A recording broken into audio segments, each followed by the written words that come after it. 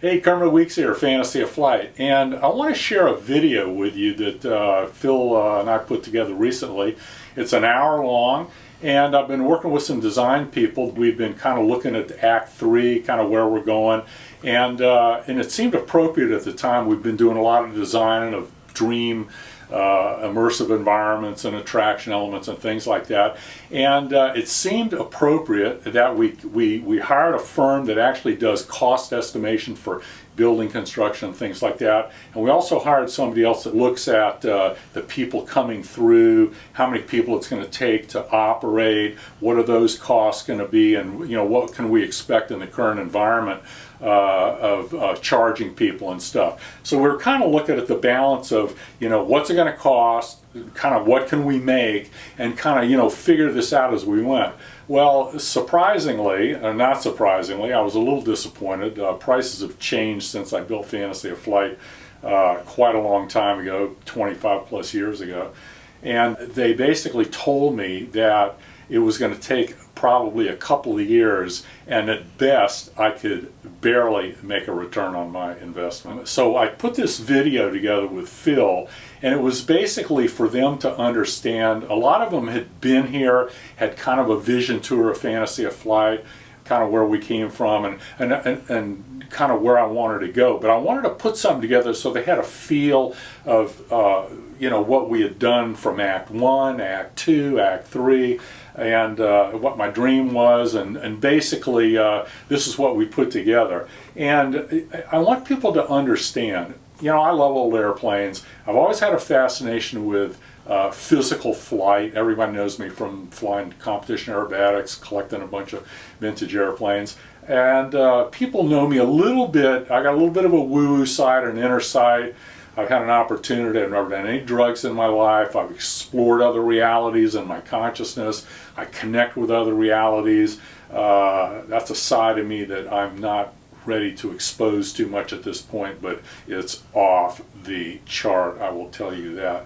So anyway, it's my world. There's only two things I ask people to do, to consider. Number one, be true to yourself, and number two, follow the energies that lead you beyond yourself. That's a key aspect of where Fantasy of Flight's going. I love old airplanes, but let me tell you, I lost my butt with the Weeks Air Museum, with Fantasy of Flight Act 2, and I realized I needed to touch something that everybody could relate to. And unfortunately, it's not old airplanes, okay? We all love them, but we are a very small, eclectic group, and at some level, we're like a little evangelist on the street corner, preaching to everybody about what we think is so cool, and building icons of what we think is cool, and force-feeding them information that we think they ought to know. And the bottom line of business is, if you've got a product most people are willing to pay for, you've got a product most people don't want. And so I've subsidized this in the past. I'm done with that. I don't have to do this, but I do have to do this because I've got to be true to myself. This is a major mission in my life. I realize it's why I came here, and I am not going to give up. The world is a little bit in a disarray right now. There are things unfolding. We are going to live in a very, very different world in the next couple of years. And what I learned from my design people trying to figure this out is my clientele lies in the future.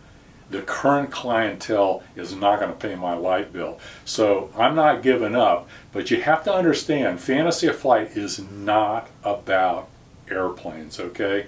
Please get that in your head. And basically, if I just focus on airplanes, I've got this many people I can please, okay? I'm done with that because I realize it's not going to work. I tried for 30 years. Okay, the world's this big, and so I realize that what I've been led to create is a concept that touches everyone that comes through my door. I defy you to come up with a more profound metaphor than flight for pushing our boundaries, reaching beyond ourselves, and freedom. And in the physical worlds, everyone can relate to reaching for the sky, reaching for the stars. That has nothing to do with airplanes. within us. We soar in our imagination and we fly in our dreams. That has nothing to do with airplanes. That's key to understanding where Fantasy of Flight's headed in the future. That's what it's all about. It's not about flight of airplanes. It's about flight of the human spirit. And we're going to use aviation and some great stories in the first aspect of what we're going to create here with Act 3 to get people to reflect on their own lives, where they've come from, where they're at, where they're going. That's where Fantasy of Flight's headed. So basically what I want to do is I want to share to you this video that I sent out to my design people, and this applies to everyone out there as well. You know, the aviation community is fun. I have a lot of great friends. I find it very limiting. I believe aviation, the industry, and the metaphor of flight has a phenomenal potential to touch the world. That's what I'm here to do. And let's see what we can show you here.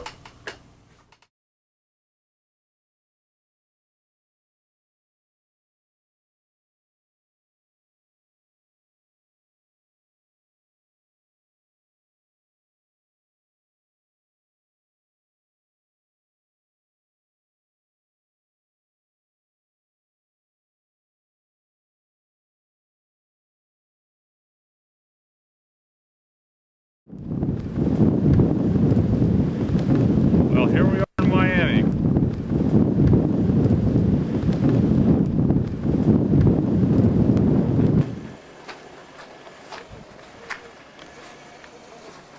This is the gift shop.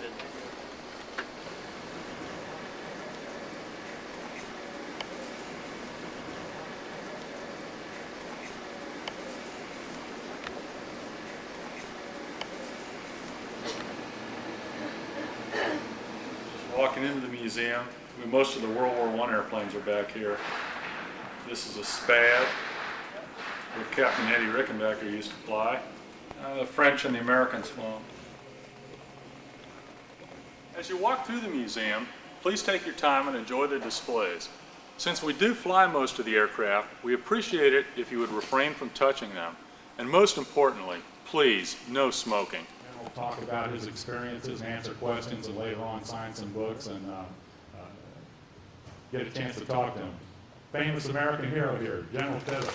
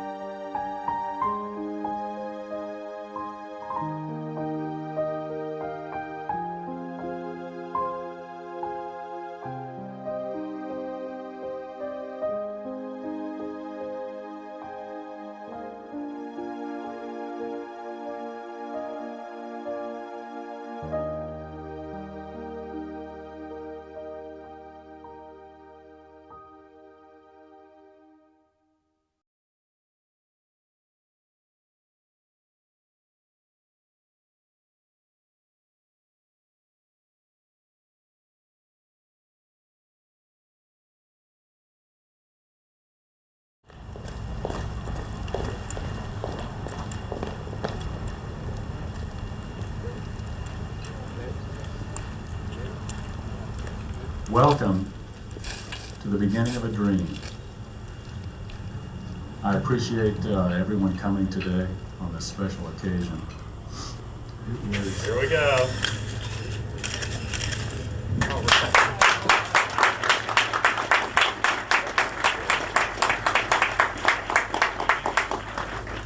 Welcome to Fantasy of Flight.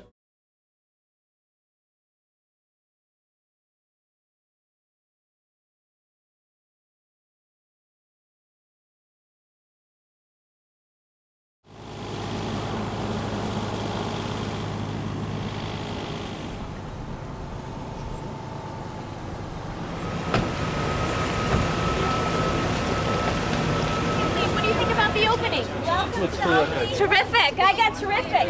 What do you guys think about the opening? Can we get Fabulous. Fabulous.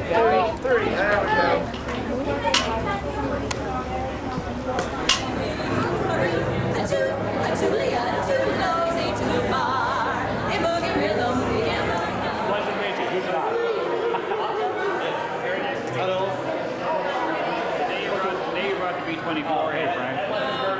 She flew over in her Hawker 1000.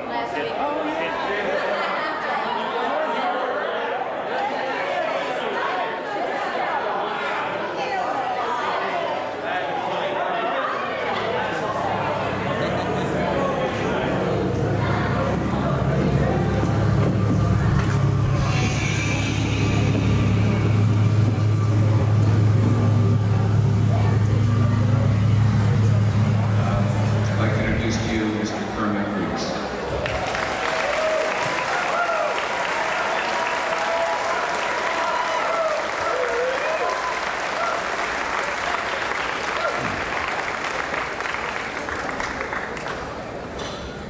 The facility you are now in is our first attempt and is only a preview of what's to come. I hope that you will all be touched on your journeys by the fantasy of flight. Thank you all for coming. Please enjoy the evening.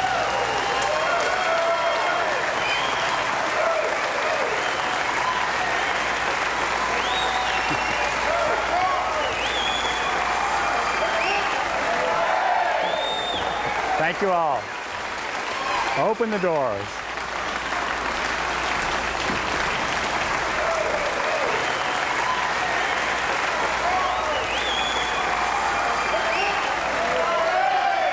All right.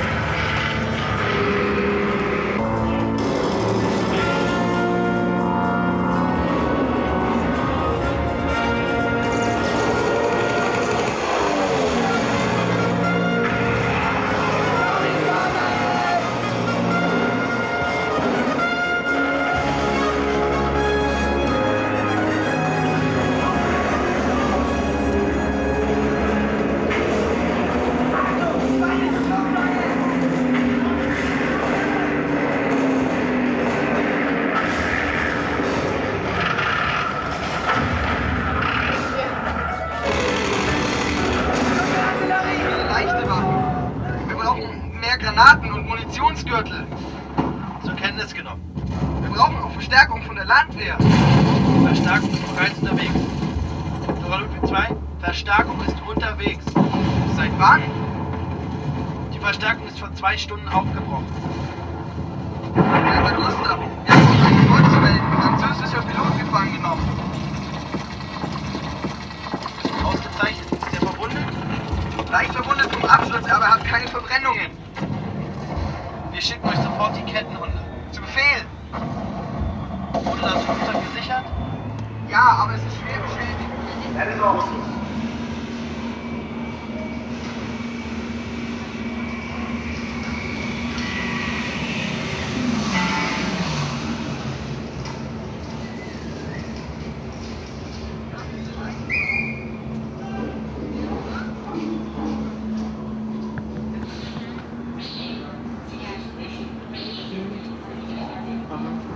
Attention, attention.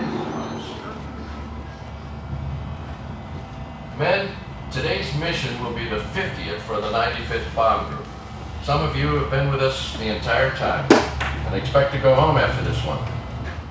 We've received some newsreels I thought you'd like to see. Roll the film, please.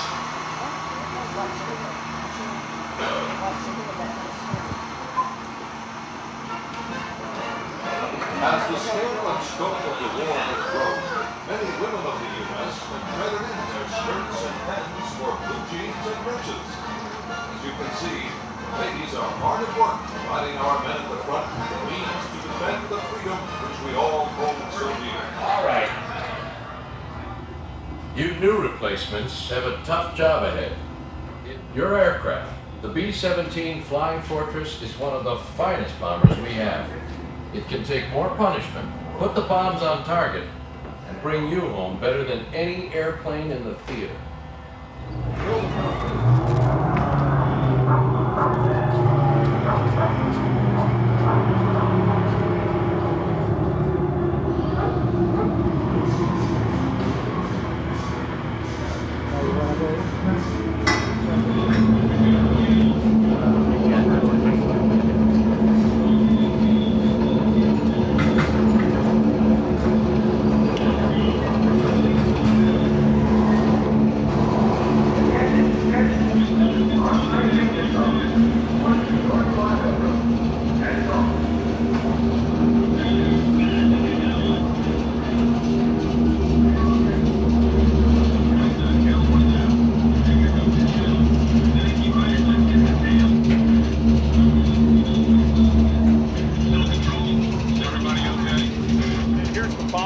When we go through here, we've got a filmatic thing where you can actually, the bomb doors open up.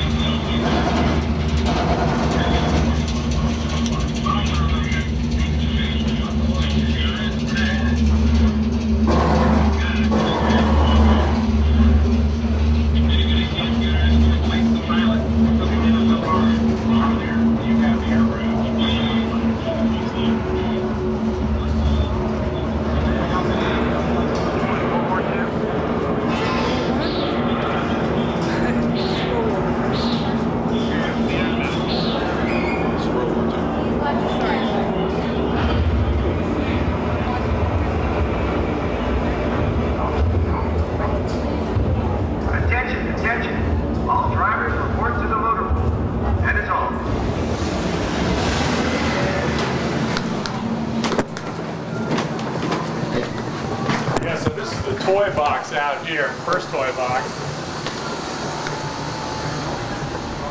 Slowly put forward, likely loaded with almost 9,000 horsepower.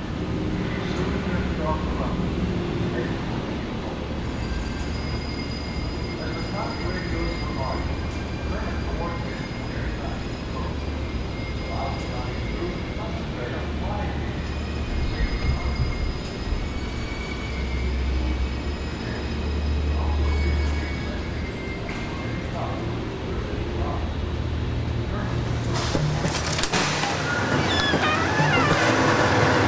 So this is Fighter Town. We actually have a simulator room here with motion-based platforms, dressed out like a deck of an aircraft carrier, guns, life rafts. We have a little briefing room over there. This is a real Corsair that I flew back from Texas about 10 years ago. We've got one handicap simulator.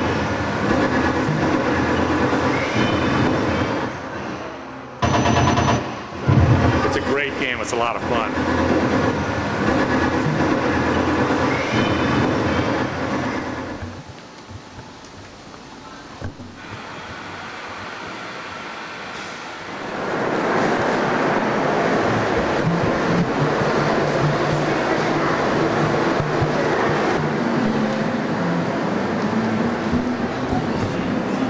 This is kind of a neat display how we show kids how an airplane wing flies.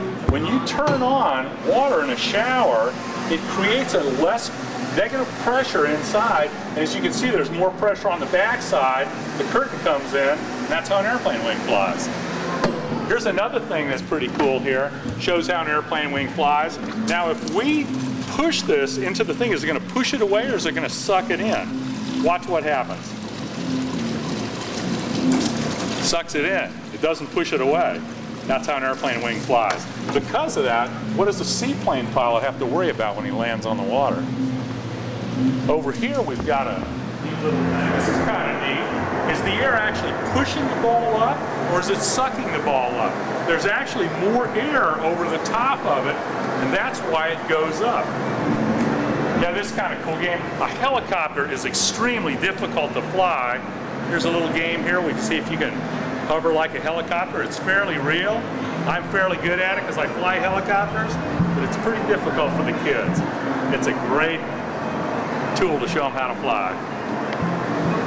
This is a great game that the kids love to do. You actually get to fly a hang glider here. I've flown some real ones. We're going to follow this little penguin right here. We're going to launch it in 2, 1, and here we go. Okay, so now if we push back, we can go up. If we pull down, we go forward. We're going to follow this guy over here, and he's going to lead us to that target right over there. I think okay, looking down, hold the red rope, okay?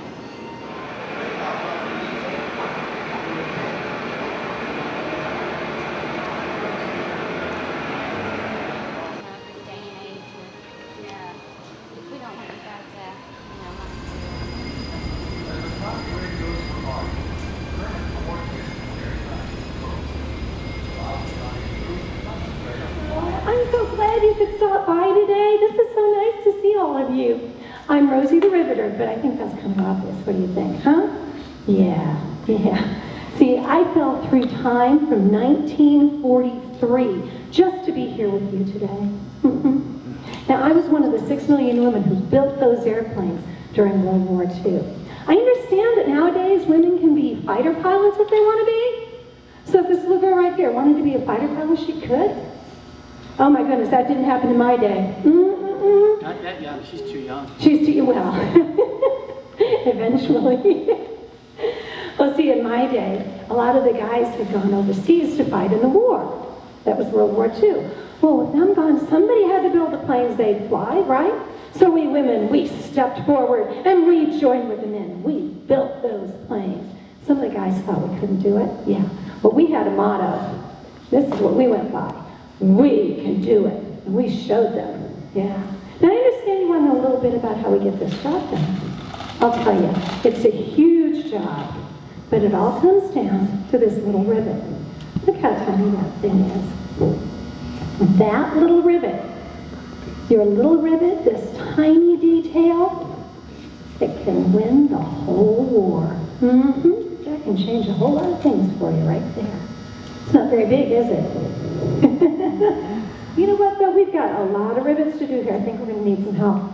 Probably help with riveting and bucking, I'm thinking. What do you think? How about you two right here? Come here. What are your names? What is it? Aspen, like in Colorado? Okay, and you are?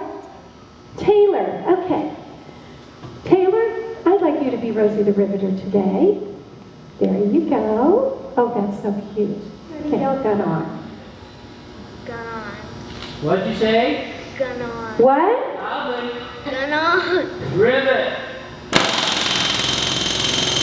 Ah, did you hear the sound go off? That was excellent. Wow, good job. Okay. Gun on. Rivet. That sounded good to me. 3. We can do it! Thank you so much. That was beautiful. Thanks for coming. We can do it.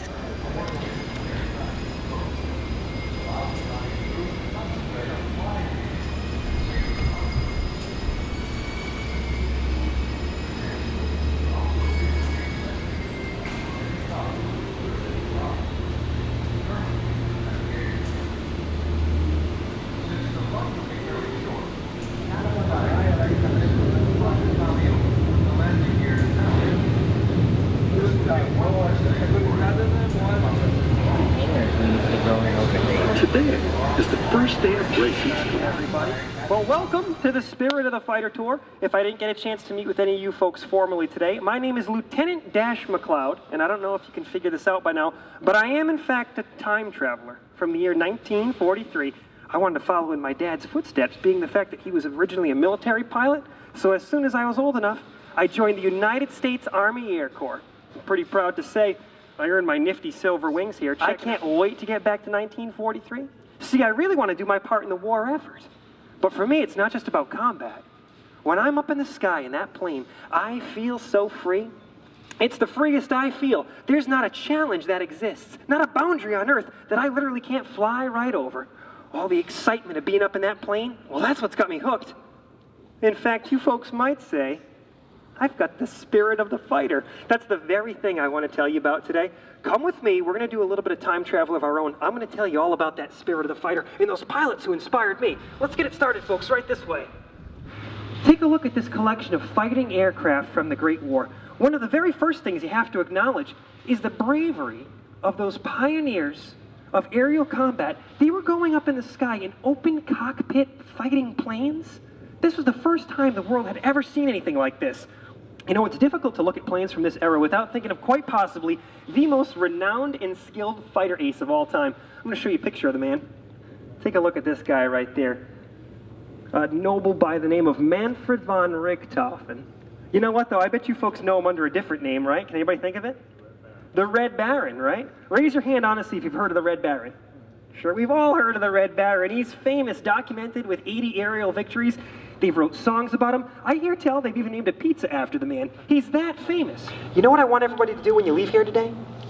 This freedom I keep talking about, because I tie it in so closely with the spirit of the fighter. Think about what freedom means to you. Think about that time in your life when you feel the most free, even if it's just a moment, whatever it is you're doing where you feel the most free, capture that. Make the most of it and really hold on to it. Then you're demonstrating the spirit of the fighter, right? You're making the most out of everything. And you know what else I think?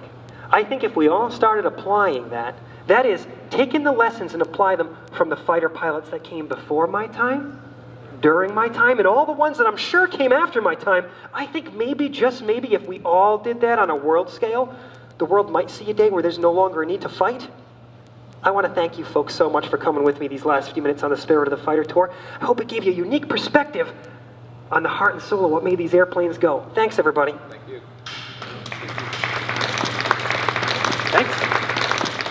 Hey, welcome to Fantasy of Flight. My name's Kermit Weeks, and this is my place here. And not only do I get to fly all these cool airplanes, but I get to share my passion and good fortune with you as well. And I hope everybody out there has a passion, because if you do, you can look back upon your life and kind of look at that little time when a little spark lit inside of you, kind of set you off on that path that brought you down that road to where you are today. Well, for me, it was something as simple as a song I heard on the radio when I was 13 years old. You guys remember that song, Snoopy and the Red Baron? Well, it had a different effect on me than it did you guys, and this is the result of it. So never underestimate those little things in life that turn into very big things later. I'll go up and do a little flying, and when I come back, once I leave and get in the grass area, my guys will take the ropes down. You're welcome to walk to the edge of the concrete. I've already warmed up the engine, so I'll make a few flybys when I come back. If people want to answer more questions, please come out. My guys are happy to take pictures.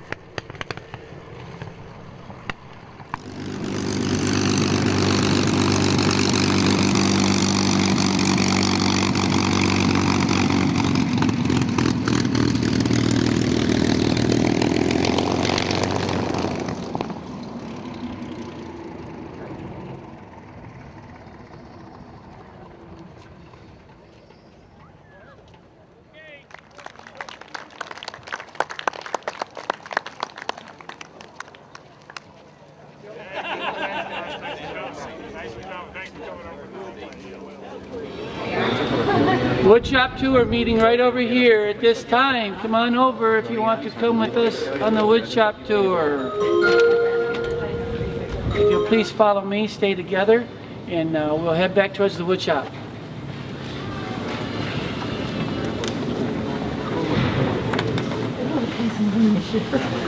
That side especially is out of the wind.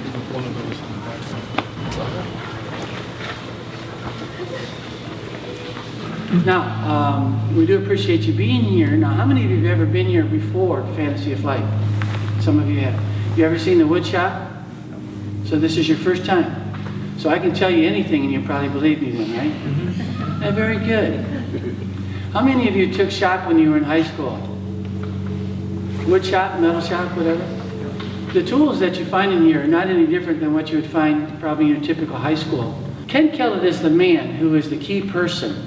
Now, Ken is not here today, and many days, of course, he is the one that would do this workshop, and of course, he can tell you a lot of stories because he's a very special person. You can see some of the models that we have here, reduced size of a Wright flyer, the glider, if you will, right hanging up there. He has just done a number of things over the years that have really been fantastic. Now, what Ken would have to do is he'd take each individual piece, he glues it together, he puts it in a steamer for 24 hours, then after 24 hours he pulls it out, he puts it in a wood jig, which are various forms like this. I don't want to hit you there. Over there in the wall you can see that, which is really a model for this one here. You put it in there, and of course then when it dries, when everything is totally dried, it then is bent to the proper specifications that you want. Here's a rib. Now, Ken had to build 100 of these. So for the past couple of years, even while I've been here, you can see what he's been doing every day. A lot of work. Now the wing itself, these parts of the wing, at least without the skin on it, the wing is 45 feet. Anything else that we can answer for you? Okay. And if you have anything for me, just come up and see me. Thank you very much.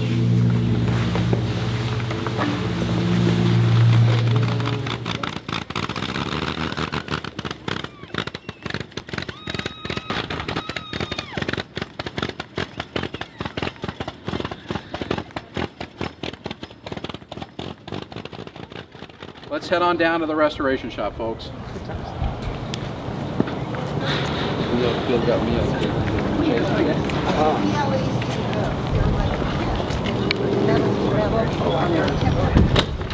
All right, folks, come on in.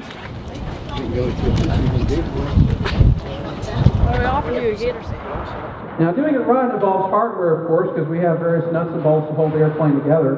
Let me introduce you to the common AN aircraft bolt. It has like a gold sheen to it. It's a little hard to see.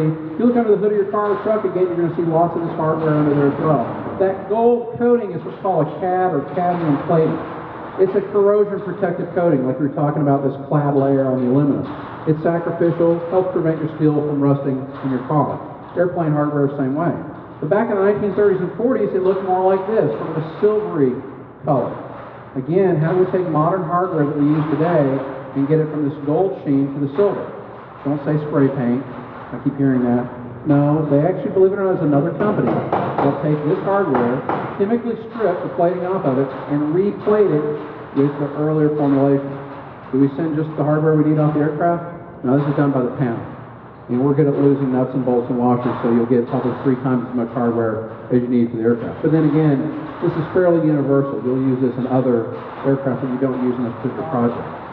The component I want to draw your attention to is this wing root fairing, here where the wing meets the fuselage. It's a really pretty piece of work. It's just this gentle flowing curve of aluminum. Now, aluminum typically comes in flat sheet. Again, airplanes for us isn't going to be able to sell us this part pre-made. We're going to have to make that part. And to do that, you need to have skill with sheet metal forming. Think of this magazine as a flat sheet of aluminum.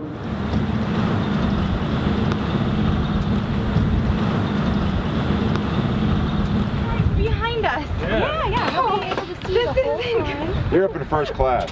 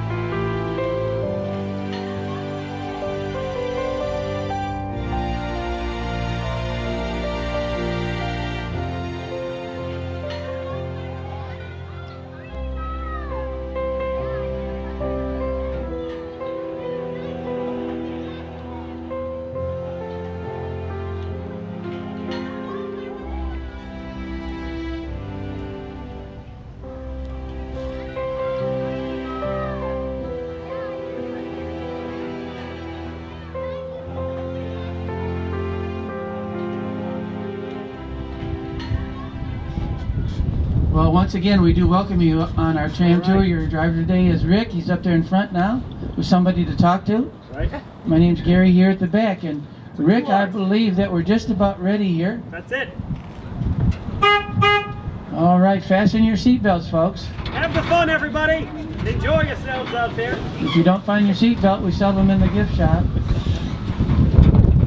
One of the main objectives of this PBY, known as a patrol bomber, if you will. It can do all kinds of activities. This plane does not fly for us anymore, but it was really special in its early days of the war there, spotting the Japanese fleet on the way to Midway. That plane was called Strawberry 5.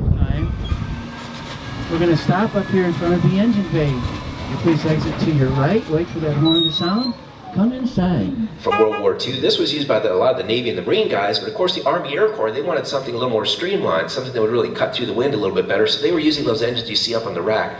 Those are inline V12 liquid-cooled engines. They're Allison V1710s, designed and built by the Allison division of General Motors. And roughly about 1,150 horsepower on those engines. They were used on the P-40 Warhawks. There was 2 of them on a P-38 Lightning, 1 on a P-39 Airacobra.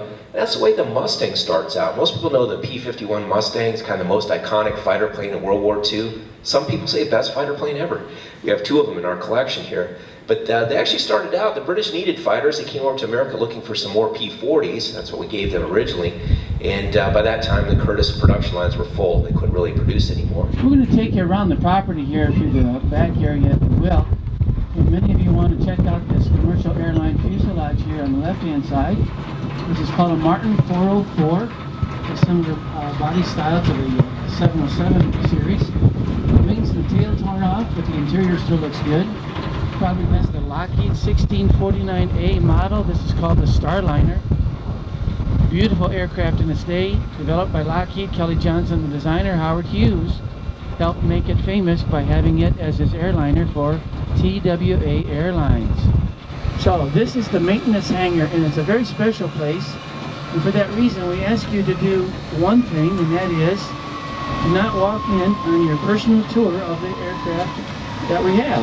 We have 4 different aircraft here from World War I. 2 of them are replicas, 2 of them are reproductions. This big triplane right there in front of you, or a little bit back here to your right, that is the Fokker DR-1 triplane. Next to it is the British Snipe, the Sopwith Snipe. Now the Snipe is an exact reproduction of a World War I aircraft, built actually by Peter Jackson, the director of Lord of the Rings. Has his Vintage Aviators Limited down there in New Zealand. Far over here to the right, there's 2 more aircraft. There's one way back in there with the German cross on the tail. That is another reproduction aircraft. That is the German Albatross, the D5A. Beautiful aircraft here. It has an all-wood fuselage there. But again, you don't find original World War I aircraft left. So what you have to do is reproduce them. Here, but this is where the work is done. This is where the aircraft are repaired to get back to flying condition. If you have any quick questions, we can answer for you. Well, I must have done a great job. You don't have any questions, right? All right. Please get back on that tram. Thank you for listening. Be careful getting off the tram and have a great day at Fantasy of Flight. Thank you. Thank you. Yeah. There's 2.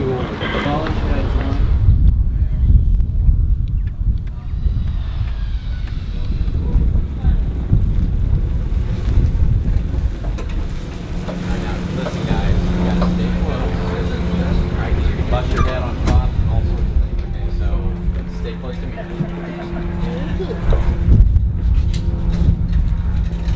Originally Fertile Myrtle, that was her name, and she was used to carry a lot of the X-Plane.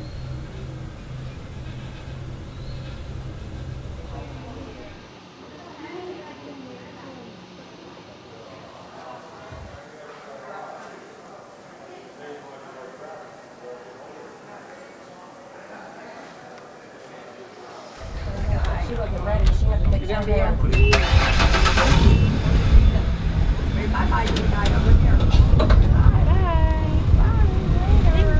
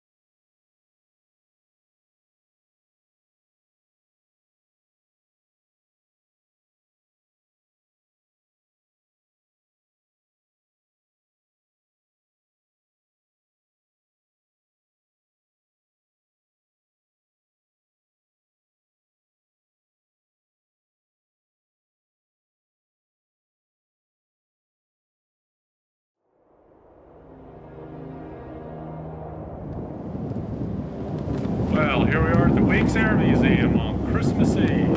The museum will be constantly changing and improving with more displays and aircraft. So don't feel that if you've been... Here we go.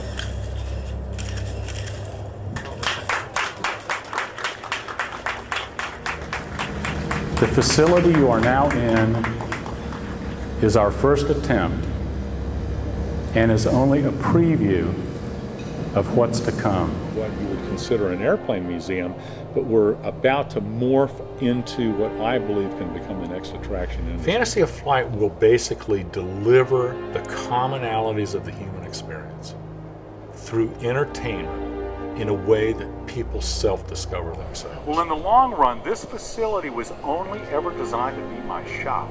And I believe that we're going to create something here that is going to have a profound effect on, I hope, the planet.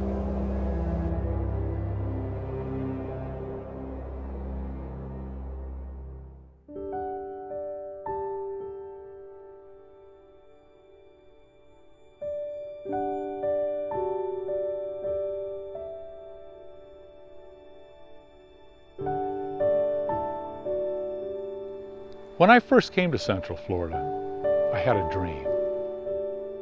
It was a dream to create something more than an airplane museum. When Fantasy of Flight opened, it was housed in a facility that was only ever intended to be my future shop.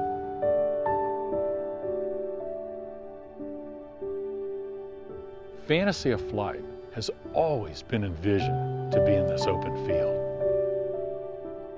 Over the years, the dream for Fantasy of Flight has grown from being just an aviation attraction into something that doesn't yet exist.